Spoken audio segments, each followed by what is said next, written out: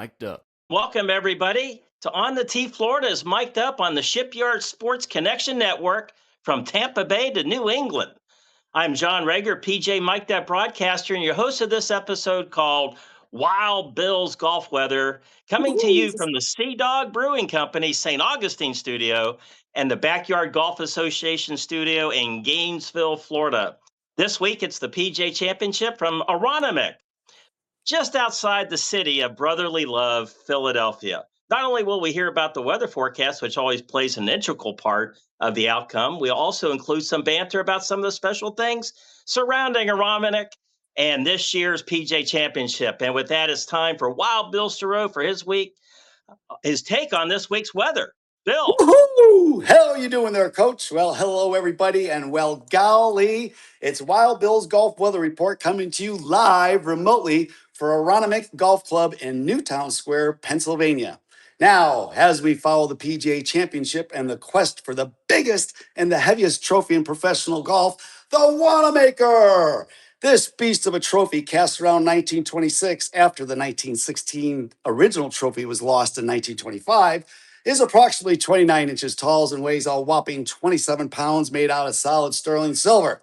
Now, just to put that in perspective for all you hockey players out there, the Stanley Cup is 35 inches tall and weighs 34 pounds of sterling silver. Now, the Wanamaker does appear that it could be in the top 10 of biggest professional sports trophies, and it is believed to be the largest in professional golf. Now, before you ask, John, I know that your first question you're thinking is, what is the biggest trophy in professional sports? And I did my homework on this one. And that award appears to go to the Borg Warner Trophy. And that would be for the Indianapolis 500. That bugger requires multiple people to move it around. And it's a whopping 5 feet tall, 4 inches, and 100 pounds in solid sterling silver as well, I believe. Now, as you said, this year's PGA Championship goes to Aronimink Golf Club in Newtown Square, Pennsylvania for this year's quest for a major. Aronimink, like you said, I hope I'm saying that right. Aronimink. I've listened to the pronunciation. It sounds right. Hopefully it's right. And I understand if you say Aronimink 3 times really fast and click your heels together, you will appear in Aronimink just like I did, and that saves you on airfare. Now, last time the PGA Championship was here was 1962, and Aronimink was a completely different course back then. Originally designed by Donald Ross, Aronimink had almost 190 bunkers, and it was modified several times, though, since then, making bunker count possibly as low as 70. Now, recently, Aronimink has been restored to its historic glory with an infusion of sand, like Donald Ross himself was skipping down each fairway, tossing out bunker bombs everywhere. I believe they are just shy of 180 bunkers. Restoration was completed in 2018 by Gil Hance and Jim Wagner. Now, bunkers, as we all know, can be a funny thing. And as when it comes to weather, now Aronimink is dry, sand may fly, and it may be easy. The greens are bouncy, though, and their firmness and the roughs tend to be thick, making off-wear fairway shots very unpredictable. And if there's winds, scores could also be unpredictable. Now, if it's wet, sand can be tricky, but those who stay in the fairway may result in some good numbers because of the stopping ability on those damp greens. Now, with that being said, this week's weather is looking to start out a little wet with rain coming in Wednesday night and into Thursday morning, stopping around noon, and then sunshine and clouds taking over with a high of 65.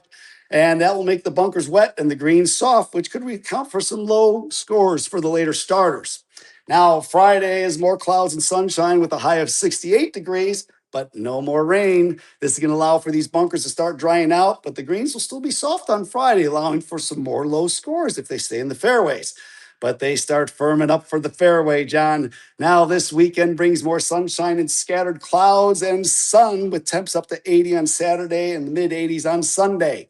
That should give us some exciting play this weekend as 180 bunkers or so come into play, start drying out, the greens firm up, and everything gets all bouncy out there. It's going to take some straight shooting, get some low scores come Sunday, right, John? Absolutely. I got one more thing for you, and to answer last week's question, who is the only tour player that successfully shot par or below, actually below par at the Green Mile, Quail Hollow for all 4 rounds of tournament play?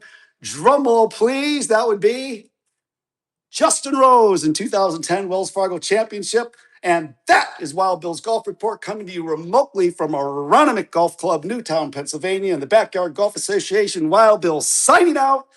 Back to you, John. Hey, the Wild Bill's Golf Weather Report here on the T Florida, we try to be as authentic as possible. I mean, we've dressed up like tourists in Miami.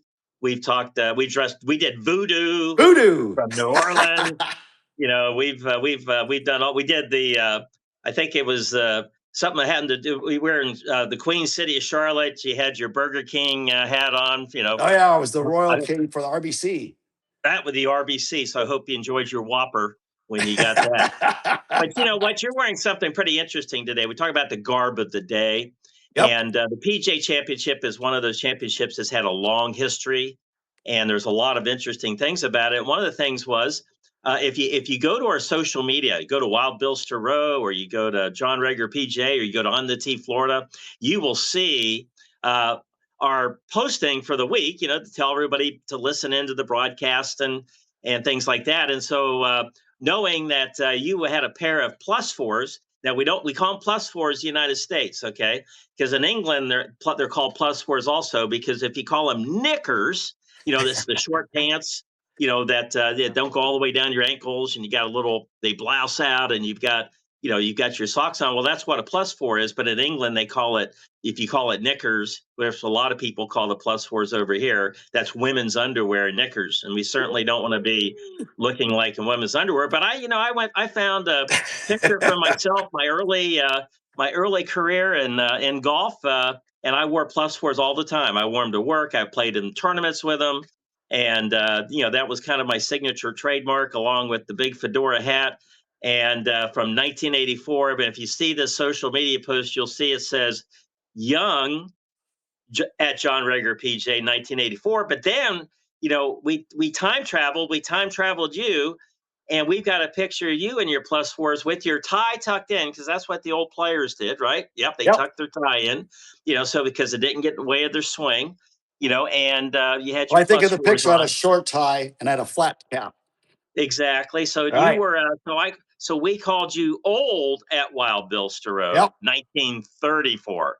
And that was the garb from 1935. So only here at Wild Bill's Golf Weather and Banter with John Reger PJ do you get authentic props and dress of the day. And there's a few tournaments coming up this summer. I'm a little nervous. I'm not sure what we're going to do, but we'll figure It's that a out. big surprise. Hey, shifting gears, this is the PGA of America Championship. That's correct. And so what it is, it's actually owned and operated by the PGA of America Club Pros, us Club Pros. I've been a Club Pro, I've been a PGA member for 44 years. PGA members actually are very diverse. We're more, we just not just Club Pros. I have utmost respect for Club Pros, and it's fantastic. They do a yeoman's job to promote the game, and they're the lifeblood of the game. But also PGA golf professionals. Hey, they're, you yak on the mic'd up here, or you can be a general manager, or you can be a sales rep, or there's all kinds of things you can do. You can be a broadcaster as a PGA golf professional. But what's unique is that you are the father of a PGA golf professional. And so obviously, young Ellie Sterow, she is graduated from the Florida Gulf Coast University as a PGA golf professional. Tell us a little bit about Ellie. And because we're featuring this because there's 20 club pros that get to play in the PGA Championship. And so we all take a lot of pride in it. And Ellie is a brand new PGA member. Obviously, she does too. So tell us, what's it like to be the father of a PGA golf professional?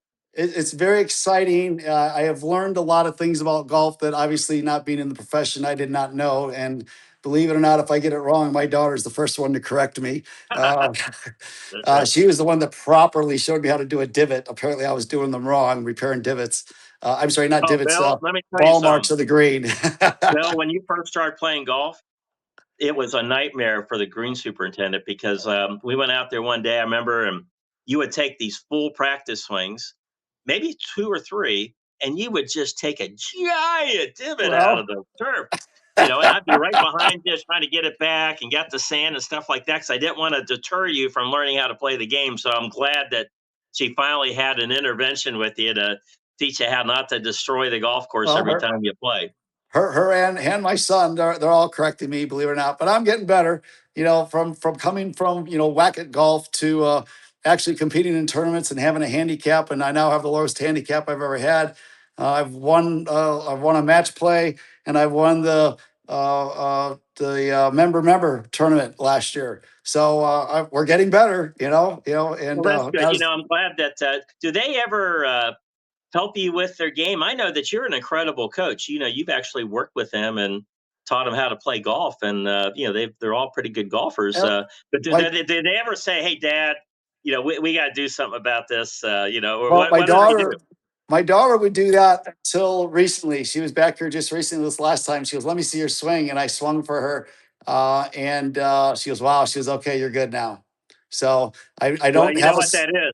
That's the difference when you're in school to become a PGA golf professional. uh, They have the swing labs and they have TrackMan and they have right. all the years of research and data points. So they're learning the right way Yeah, for and someone to she's swing a golf club. However, what she has learned is the bedside manner because once you get into the real world, sometimes you just look at it like, hey, you look great. Just do what you're doing well, is no, better but than.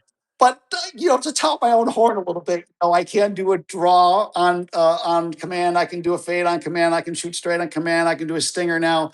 I got my clubs lengthened out. So my handicap's dropping. I'm actually getting better, and I'm a fiend around the green. My up and down count is incredible. That's what saves me, to be honest with you, because my greens in regulation, we're still working on that. My fairways in regulation are getting better, but my up and downs, man, are astronomical. I had one round. We have a term for that, Bill. Yes.